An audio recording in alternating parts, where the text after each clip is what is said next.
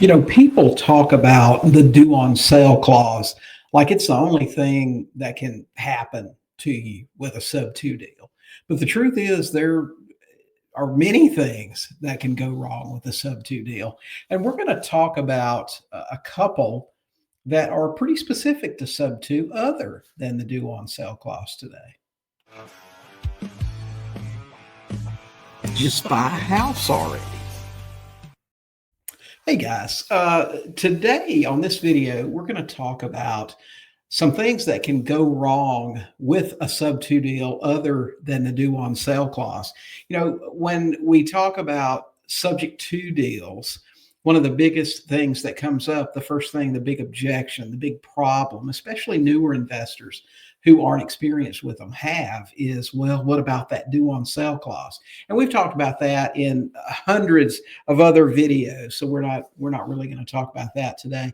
But we are going to talk about a couple of other specific things that are unique to sub two deals. Now, first of all, let's clarify something. Buying a property subject to is really just a form of financing. Seller financing is a form of financing, bank financing, and there are variations on bank financing. You can do small local banks that do 3 and 5 year balloon mortgages. You can do conventional bank loans that are 30 years, and gosh, sometimes now they're 40 years. Subject to is just another form of financing, and that's really the way you should look at it. It's easy financing. It's no qualifying financing. And a lot of times you can get in with no or little money down.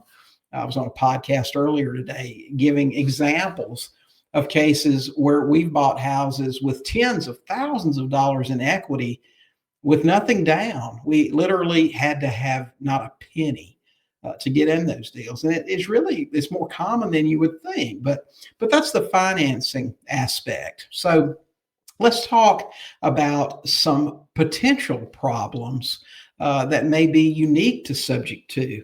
Buying subject to means you own the property, and you can have any of the regular problems that you would have with any regular finance property. Tenants that don't pay, buyers that don't pay, maintenance and fix-up problems, or rehabs that go over budget and that sort of thing. But a couple that rarely come up with subject to that we're going to discuss today are the death of your seller on a subject to loan. Because, let's face it, if you hold subject twos for a long time, chances are you're going to have a buyer that dies while you're still holding that property and they're still on the loan.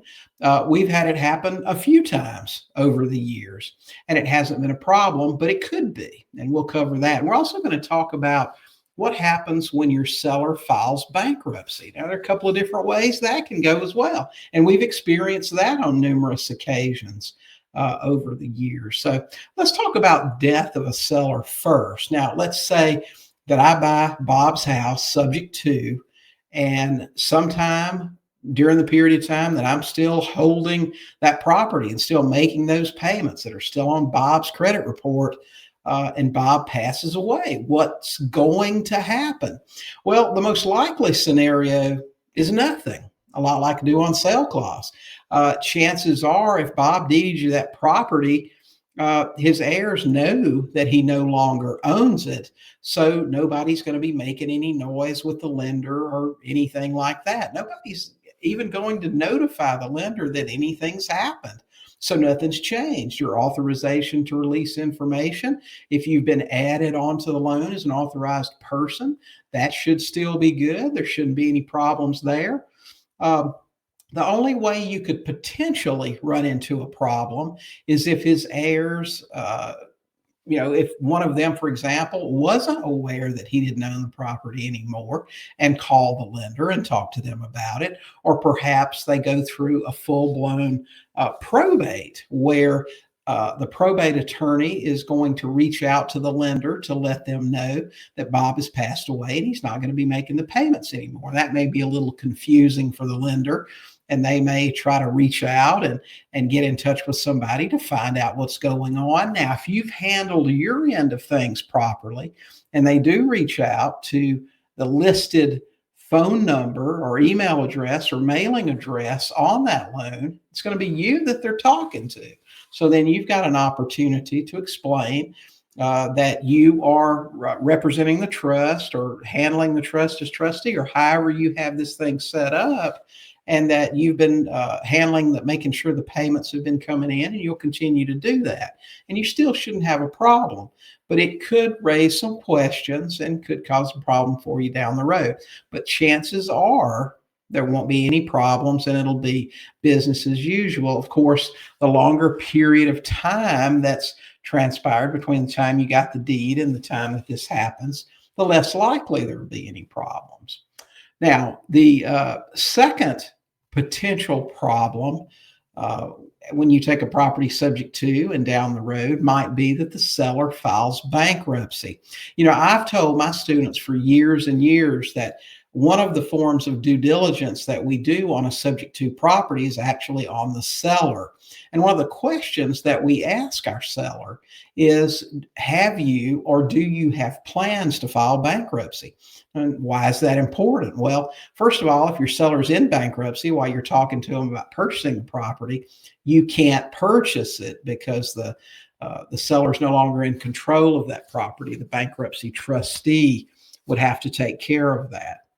The second reason is we want to know if the seller has financial problems that may lead them to file bankruptcy at any time soon after our transaction. Remember, a lot of times people that would agree to sell a property to you subject to are just having problems with the house. There are some other issues there. So we always ask our seller, are you currently in bankruptcy or are you considering it? Now, they may not be honest or truthful with us, but most times people are, and they'll tell you if they've been considering it or not. So it's something for you to be aware of because of potential problems.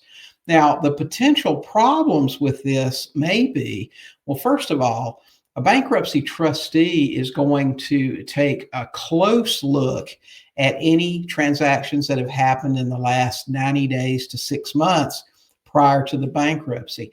It's fairly common for people to move things around and shift things around before they file their bankruptcy if they're wanting to hide money or if they're wanting to sell their property and get money out of it before they file bankruptcy if they're not in a homestead state. So they'll be looking very hard at those things and may even claw that property back, meaning that they can come back and unwind that transaction if they feel like anything fraudulent has happened. And for this reason, it's really important. And you don't hear a lot of people talking about this document, but you want to get an affidavit of solvency from your seller as part of your closing package. We've added that to our closing paperwork. And basically, what this document says is that the seller is not considering bankruptcy at this time. They're able to make their payments on all of their financial obligations, that they have not obtained any of the funds involved in the purchase of that home through any illegal means. It's just several bullet points, and it is signed in front of a notary. So you want to make sure, if you're not doing it, that you add that document to your subject to purchase closing package. And that's really important for those reasons. Now, will it prevent the bankruptcy trustee from clawing that property back if it's been within that 90 days to 6 month period? Maybe, maybe not. But having that on hand will at least say, listen, I talked to my seller. He assured me that he was able to make all of his other obligations. There was no fraudulent transaction happening here. I certainly wasn't involved in one. We thought everything was okay with this. Now, in the few times that we've had a seller file bankruptcy with us after we bought the property, the full extent of anything that happened with us was we would get a phone call from either the bankruptcy trustee or from the seller's bankruptcy attorney asking us exactly what took place with that purchase. And we always explained, we bought the property from Bob. We bought it subject to the existing financing. And that was really it. We've got a HUD because we always make sure that we produce a HUD, even if we do a kitchen table closing. and we bought that property and we've been making the payments. And it was probably released from that bankruptcy if our seller was filing a Chapter 7, it was discharged or it was released, and he was released from that obligation.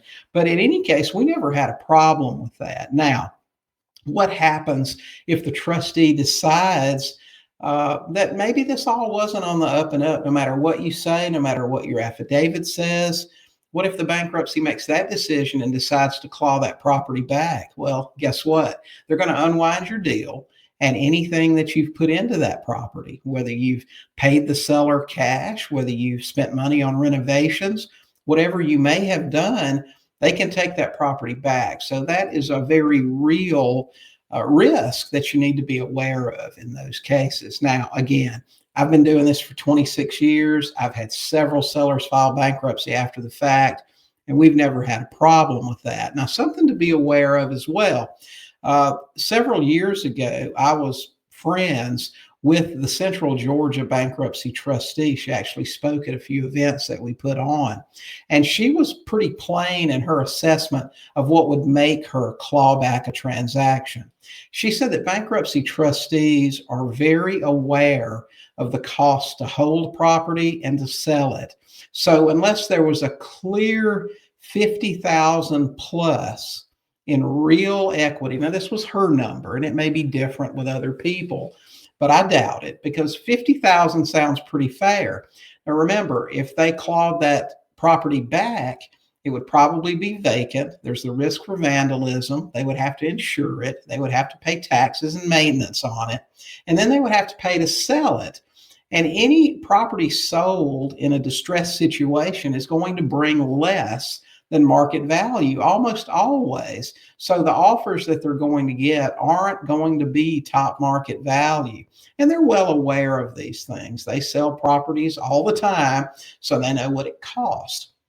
So unless you're talking about a deal that has a tremendous amount of equity, they're probably not going to be too eager to take it back.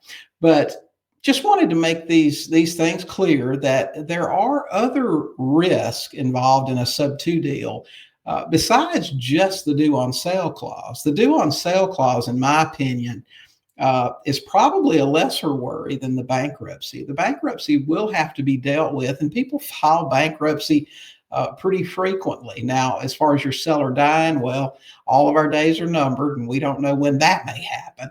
But unless you're holding that property for a pretty extended length of time, or your seller is up there in years, chances are that's not going to happen either. We bought hundreds and hundreds of houses, and I can count on one hand the number of people we've dealt with after the fact when they died, and bankruptcy's been 2 or 3 times that number, but that's probably your most likely scenario. We've never dealt with a due on sale issue. So anyway, forewarned is forearmed for sure.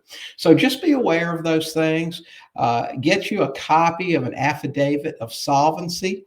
If you have our contract to close course, you're going to be able to get a copy of that because we've included that in with the rest of our documents. And listen, thanks for listening. If you're watching here on YouTube and you haven't subscribed, please do so. And pick up a copy of our new book, The 12 House Blueprint. Learn how you can buy 10 or 15 houses a year and have a pretty good lifestyle with real estate investing without having to worry about scaling and running around all the time, working like you're working at a job. Okay. All right. So I hope this was helpful for you guys. Get out there, talk some sellers, and buy some houses.